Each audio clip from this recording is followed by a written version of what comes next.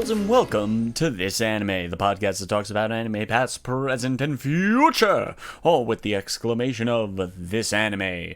And this is the My Hero Academia Rewatch series. We are covering the second half of Season 2 this episode. This is episodes 26 through 38. And, okay, so we now have the tournament arc over, which I didn't really have a lot to say about the tournament arc, and I apologize about that. But frankly, it's a tournament arc. It's exactly what you expect. There were some revelations with One for All and all that stuff. Stuff that honestly comes back way later in the series. Stuff that isn't even animated yet. Again, I'm a fully up-to-date manga reader as of this recording, which I'm recording this early. Spoilers! But again, I'm pretty much up-to-date on the manga. I'm maintaining that up-to-dateness on the manga, so yeah, I know a lot more than most anime watchers.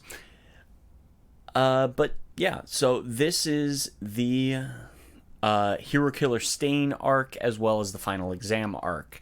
They kind of take these two shorter arcs and mash them together into one episode, into one core. Mostly because the Hero Killer Stain arc is pretty short and the Final Exam arc is also pretty short overall. And the amount of transitioning is actually really, with especially season 2, the transition between the two arcs is a little more seamless than some of the previous, especially like season 1's arcs are pretty clear cut. When I was like dealing with this, the idea that episode 26 is kind of a transition episode. It's not necessarily in the hands of one arc or in the hands of the other arc. It's kind of both. And that genuinely is interesting. We get introduced to Gran Torino in this arc with the Hero Killer Stain. Gran Torino is a amusing character. I gotta give credit to the American voice actor, Charles Campbell, who, I mean, he's done Old Men. Like, that's mostly his aim to fame, is his Old Men characters, especially with Funimation, so it's not necessarily that surprising that he shows up as Gran Torino, but he does a really good job as Gran Torino. Surprise, surprise. He just has a really good old man voice. And yeah, again, I'm watching the dub because, well, I didn't end up watching the dub in a lot of the later seasons because of the way the simuldub was working. Like, the dub was so far behind at one point because of, well, pandemic and whatnot, that I kind of dropped off of watching it dubbed, and I was just watching the episode subbed. And like, I like the dub and the sub both pretty much equally. As much as I love the Japanese voice actor for All Might, Kenta Miyake, Chris Sabat's fucking All Might to me. Like, every time I read All Might's voice, I hear Chris Sabat in my head. The same goes for Justin Briner as Izuku, and especially Clifford Chaplin as Bakugo. We'll get into Clifford's performance in season 3, where I think, like, he really shines as Bakugo. And overall, it like, season 2 is better and worse than I remember. Like, I think it gives off a very good start to this segment of My Hero. Like, the animation is great. The voices are amazing. And just the quality is consistent. That is a issue that occurs in future seasons, that the quality goes down a bit per se. But again, this is a series that, yeah, you're gonna, even though we're taking breaks between seasons, they still have like a movie to animate almost every single time in the future, especially with season 3, season 4, and season 5 all have movies technically connected to them.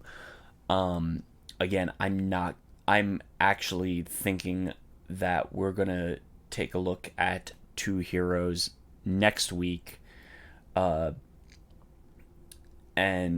you'll have two major episodes. Well, it's gonna be jointly together. We're gonna take a break and then move into the movie after the break next episode. So we'll be covering the first half of season 3, and then we'll also cover the first movie, Two Heroes. I think that's the name of it. I mix up the names of the movies a lot. I just remember the last one.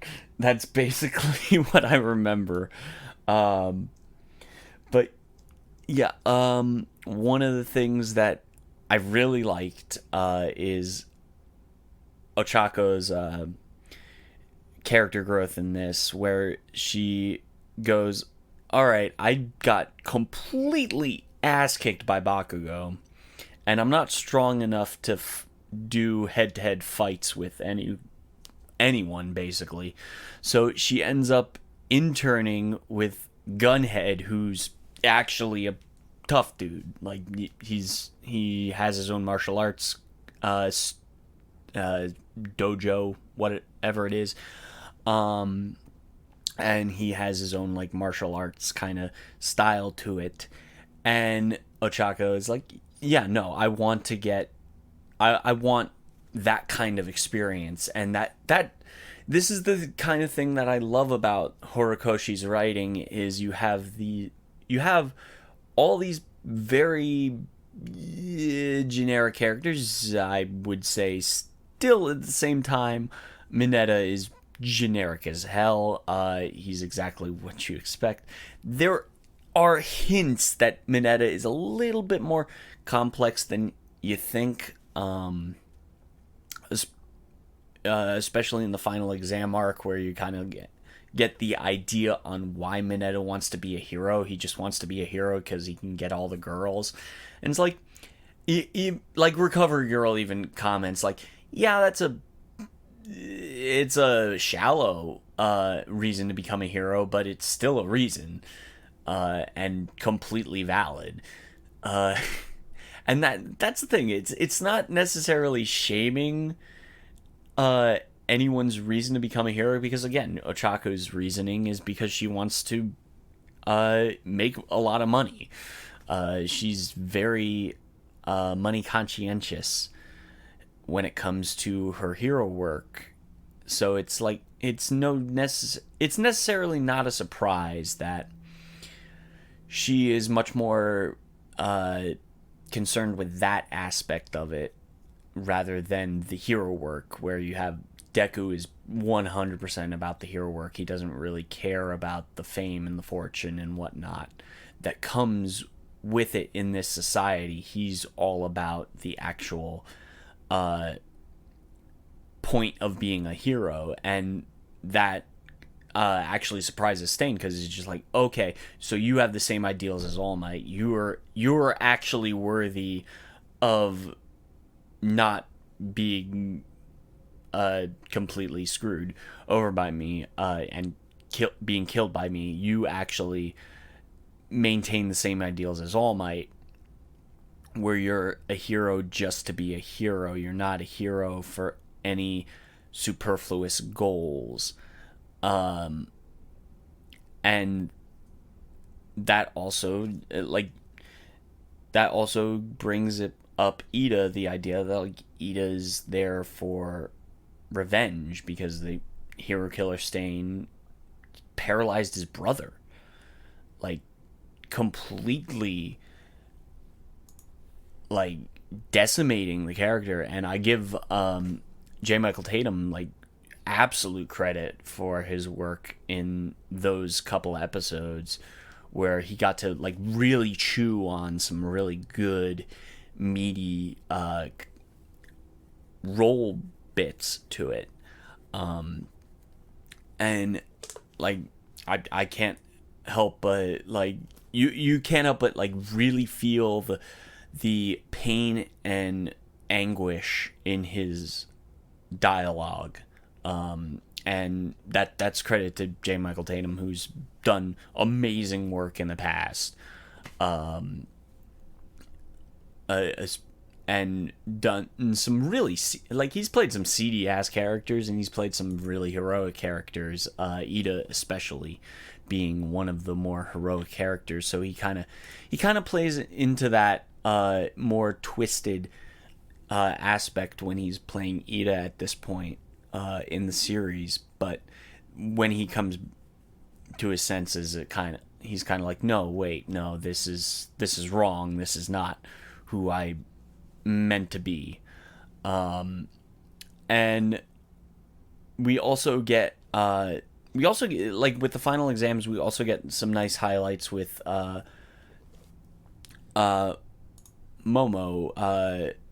Yadorozu, who gets a lot of spotlight in the final exam arc because like she has something to technically overcome in the final exam. For the most part, a lot of the ones that are highlighted in like the episode titles, those are the ones that are about growth of those characters. Momo and Todoroki, especially, like Todoroki has to learn to be more of a team player and also communicate with people, which is something like he hasn't been used to before because he's been just kind of the solo guy because his dad's a complete sociopath. As much as Endeavor, current era Endeavor in the anime as well as the manga is a lot more different than season 2 Endeavor, who's a complete prick. And even though there is some redemption for him in the future, it's not 100%. He's still a dirtbag, and even Todoroki says in that future season, like he says, "You're still a dirtbag. I'm not gonna forgive you for what the hell you did to us, but I'm willing to let you try and amend the crap that you did." And you also see like Shigaraki grow as a character, because you have this idea that, okay, you have the hero killer, and the hero killer has these very idealistic ideals, and lots of credit to hero killer Stain's English voice actor Robert McColl, who does a great job. He's very similar to Shigaraki's voice, very similar to Eric Vale's Shigaraki, so it's kind of like like there's not a lot less rasp to Stain versus Shigaraki, but like Eric Vale has like that very big rasp to it. So it's very interesting, and overall, like this show is, again, very, very good. looking back on this season specifically, I believe I gave this a 9. Yes, I did. Looking back on it, I think this is more of an. I think this is a 9 when it comes to the animation. When it comes to the story and whatnot, I think it's an 8. I really love the stuff that season 3 pulls, and like season 3 for me has some of my favorite moments. Season 4 obviously has Best Boy, which we will get to again. I've been teasing Best Boy. We haven't gotten to him yet. We're gonna get to him eventually, but overall, like this is one of my like season 2 is overall like one of my favorites. Like I've really dug season 2, and on this rewatch, like season 2 is very bingeable. Same thing with season 1. Season 1 can be very much put on the background. Season 2, I was actively watching and actively binge watching. Season 1, you can put on in the background and have it as background noise. Season 2, like you're actually going to get into it and you're going to actually rewatch this and get emotional at especially some of the background stuff with Uraraka and Todoroki, where you're just like, I didn't say this last episode, but I actually started to get a little teary-eyed at a couple of moments during the sports festival parts of season 2. As for this bit, some of the more emotional bits come from the battle between Bakugo and Midoriya versus All Might. That battle is absolutely spectacular. You get this idea where Bakugo has to let go of his animosity, and he has his own way of doing things, and Deku is completely the opposite side of that same coin. They're both heroic in their own way, but Bakugo is much more of a just get it done, do it my way, brute force it, and Midoriya is more about the strategic get it done, but do it much more brains versus brawn. Again, Bakugo grew up with the idea like I'm always about being aggressive. His power is a very aggressive power, and Midoriya is knowing that in the end he's going to be very powerful, but at the same time he has to be very strategic because of the fact that he can only use like 5% of his power at the moment. 5% of One for All. And that's really cool. Also, one of the big things about this season was our first ever anime only episode. This is gonna be a recurring thing starting off next season, especially with the recap episodes. So you have one of the main parts of the anime only episode is Asui's Sue's internship, where we get to meet a couple of anime only characters, though I think they end up showing up in the manga eventually. You have Sirius, and you have a Seal Man, which I need to look up that character's god dang name and voice actor, that is... Where are you? Where are you showing up? Because, god damn it, you are ordered completely differently. Silky, played by Ray Hurd in the English dub, and Ray's just like a bundle of joy. He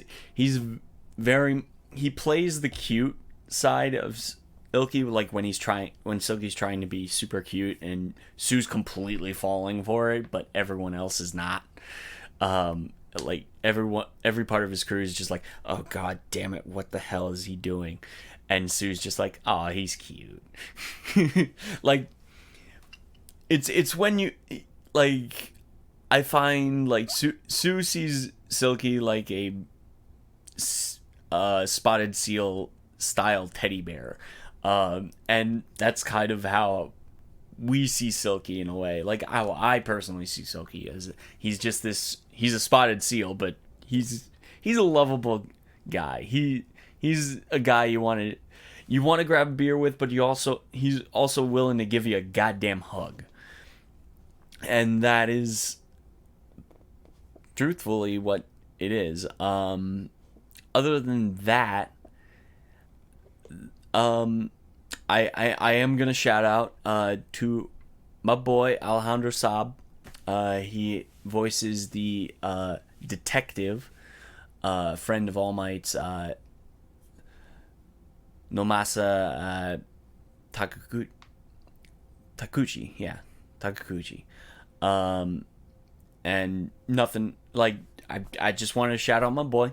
He's one of those voice actors I follow with his other endeavors and whatnot. He's part voice actor, part content creator, and I just wanted to shout him out because this is the first appearance he's in, and he's again a reoccurring character, which is awesome. But yeah, no, that is gonna be it for this time on the My Hero Academia rewatch.